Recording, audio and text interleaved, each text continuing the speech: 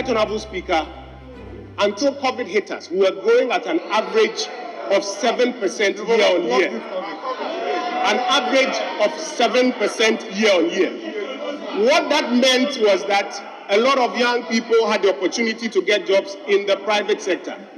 Mr. Speaker, additionally, even in the public sector, the government of Ghana, under the leadership of the Akufo-Addo administration, ensured that at least about 300,000 young Ghanaians were recruited in the public sector, both for those who are paid by the Comptroller and Accountant General and for those from the non-subvented agencies.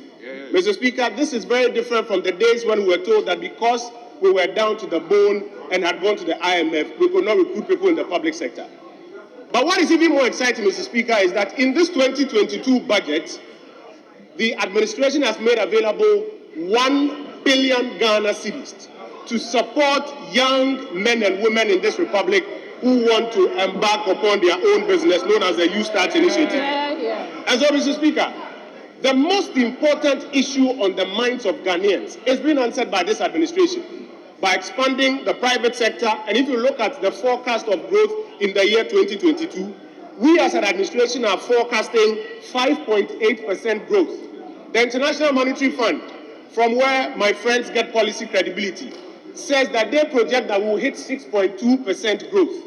That expansion is expansion that will create a lot more jobs in the private sector.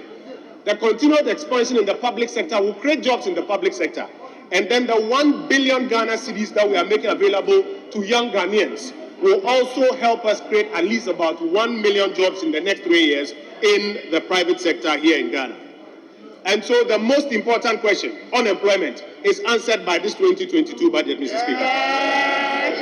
Right Honorable Speaker, every Friday when we come to this chamber, you field questions, majority of them coming from my colleagues on the other side.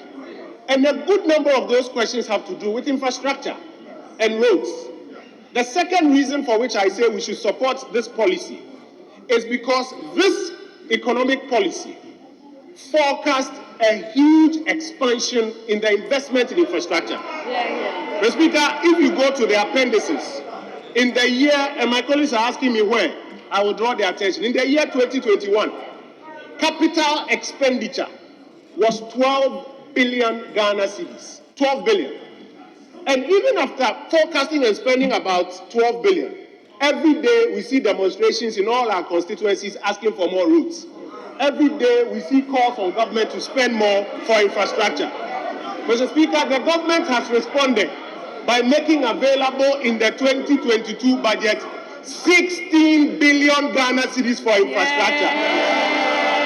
This is another reason for which all of us must support this economic policy. You cannot be a member of parliament who tells your constituents that I am going to Accra to fight for infrastructure for you.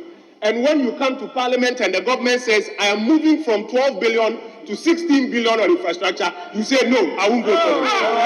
How can you vote for it?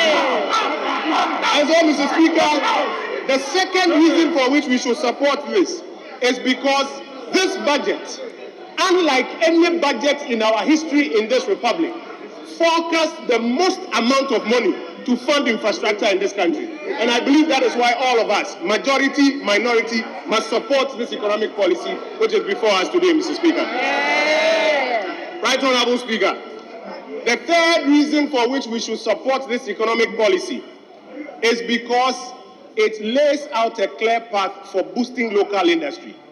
Right from the days of O-level economics, one of the arguments has been to develop the economy, we must do import substitution.